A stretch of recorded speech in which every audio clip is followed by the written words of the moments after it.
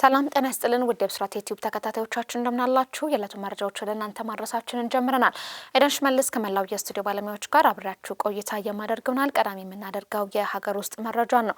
በቅናት በመነሳሳት የገዛ ሚስቱን ከ10 ጊዜ በላይ በስለት ወቅቶ ገድሎ ወደ ደቡብ ሱዳን ሊያመልጥ የነበረው ተጠርጣሪ በቁጥጥር ስር ዋለ።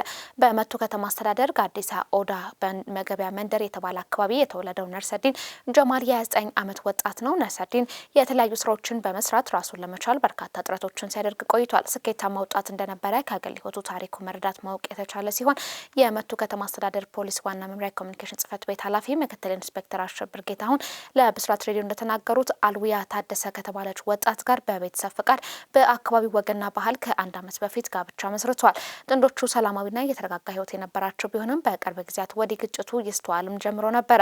በዋነኝነትም መንስኤው ከመጠን ያለፈ ቅናት ለግጭታቸው መነሻ የነበረ ሲሆን ባል ከቅርብ ጊዜያት ወዲህ በባለቤቱ ይቀናም ነበረ። በዚህም ባለቤቱ በምታደርጋቸው ነገሮች ከወትሮ በተለየ መልኩ ክትትልና ቁጥጥር ሲያደርግ ቆይቷል። በዚህ አጣብቂኝ ውስጥ የገባው ትዳርም ግንቦት 26 ቀን 2018 ዓ.ም ሚስት ባለቤቷ በሌለበት ለባብሳ ከቤት መውጣቷን ለባል ወሬ ይደርሷል። በዚህም የባል ሚስቱን ከቤት መውጣት እንደሰማ ሲከታተላት ቆይቶ ምሽት ወደ ቤቱ ይመለሳል።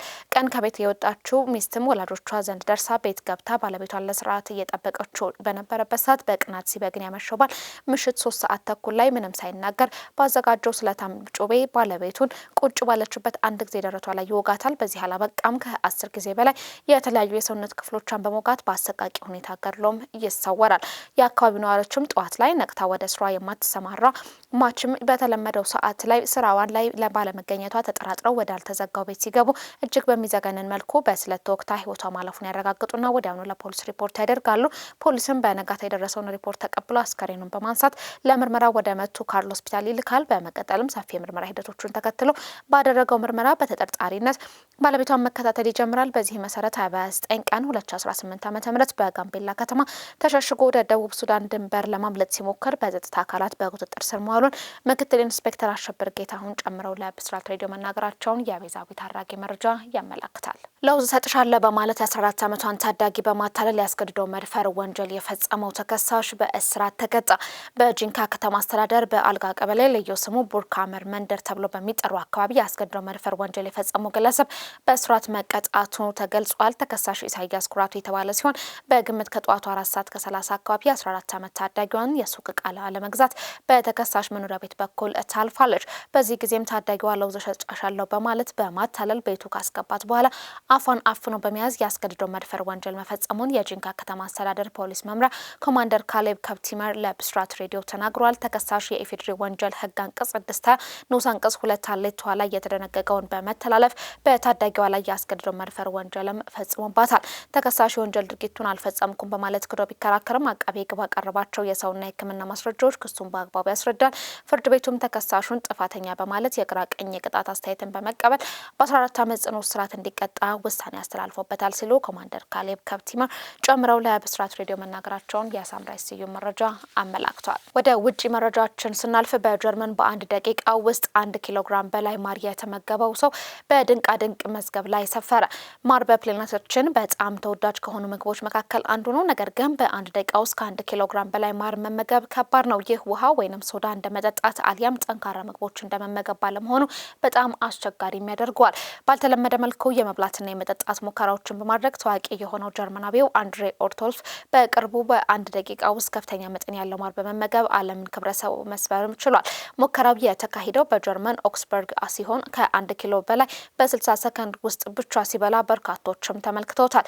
የኦርቶልፍ የአመጋገብ ፍጥነቱ ያልተለመደ የአመጋገብ ልምዱን የሚያሳይ ነው ሲሉም በርካቶች ተናግረዋል። ታዋቂዋ ዘፋኝ አሪያና ግራንዴ የአሜሪካ መንግስት ሙዚቃዋን በጸረ ስደተኞች ፖሊሲው እንዳይጠቀም ጠየቀች። ታዋቂዋ የአሜሪካዊት ዘፋኝ አሪያና ግራንዴ ሙዚቃዋ የአሜሪካን ስደተኞችን ፖሊሲን ለማስተዋወቅ ጥቅም ላይ እንዳይውል የፕሬዝዳንቱን ጽህፈት ቤት ጠይቃለች። በቲክቶክ ላይም በተጋራ ቪዲዮ ላይ የአሜሪካ ድንበር ጠባቂዎች ሰዎችን እጃቸውን በካቴና እያሰሩ ወደ እስር ቤት ሲወስዳቸው የአሪያና ግራንዴ ጉድባይ ወይንም ደህና ሁኑ የሚለው ታዋቂ ዘፈን በማጀቢያነት ጥቅም ላይ ውሏል። የቪዲዮ ማብራሪያ ደህና ሁኑ ፕሬዝዳንት ትራምፕ በታሪክ በደንብ የሚጠበቅ ድንበር ፈጥሯል ይላል። አሪያና ግራንዴ ይህንን ቪዲዮ በተመለከተ ባካችሁ ሙዚቃን ከዚህ ጭካኔ ከተሞላበት ሰብአዊነት ከጎደለው ክፋት ጋርም አታያይዞት ስትልም ጽፋለች። የዋይት ሀውስ ቃል አቀባይ አቢጌል ጃክሰን ለአሜሪካ መገናኛ ብዙሃን በሰጠችው ምላሽ በትክክል ጭካኔ የሞላበት ሰብአዊነት የጎደለውና ክፉ ድርጊት ህገወጥም ስደተኞች ንጹሃን አሜሪካውያንን መጉዳታቸው ወይንም መግደላቸው ነው ብላለች። ዋይት ሀውስ ቪዲዮውን ያጋራው ፕሬዚዳንት ትራምፕ ለቀጣይ 2 ዓመት ተኩል ስለ ስደተኞች ተቆጣጣሪ ተቋማትም የሚውል $70 ቢሊዮን በጀት ካጸደቁ በኋላ ነው። አሪያና ግራንዴ በቪዲዮ ላይ ቅሬታዋን ካሰማች በኋላም የቪዲዮ ድምጽ እንዳይሰማ ሲደረግ የሷ አስተያየትም ጠፍቷል። አሪያና ግራንዴ ሙዚቃቸው ለፕሬዚዳንት ትራምፕ የፖለቲካ አጀንዳ ማስተዋወቂያነት እንዳይውል ከጠየቁ ቁጥራቸው እየጨመረ ከመጡ አርቲስቶች ዝርዝር ውስጥም ስሟ ተካቷል። በተመሳሳይ ሙዚቃ የስደተኛ ተቆጣጣሪዎች ስራ በሚያሳይ ቪዲዮ ላይም ጥቅም ላይ የዋለባት ሌላኛው አሜሪካዊ ሙዚቀኛ ሳብሪና ካርፔንተር እኔንና ሙዚቃዎችን ሰብአዊነት ለሌለው አላማችሁ ፈጽሞ አትጠቀሙ ብላ ጽፋም ነበረ። አባ ሴሊን ዲዮንና ቢዮንሴ ፕሬዚዳንት ትራምፕ ድጋሚ ለመመረጥ ቅስቀሳ በሚያደርጉበት ጊዜ ሙዚቃዎቻቸው እንዳይጠቀሙ ከጠየቁት ድምጻውያን መካከልም ይገኙበታል። ተመልካቾቻችን ስትከታተሉት የነበረው የብስራት ዩቲዩብ መረጃዎቻችን እነዚህን ይመስሉ ነበር። መረጃዎችን ወደ እናንተ በማድረስ ኤደን ሽመለስ ከመላው የስቱዲዮ ባለሙያዎች ጋር አብሬያችሁ ቆይታ አደረኩኝ። የዩቲዩብ ቻናላችንን ላይክ፣ ሰብስክራይብ፣ ሼር በማድረግ ቤተሰብ ይሁኑ። ሰላም።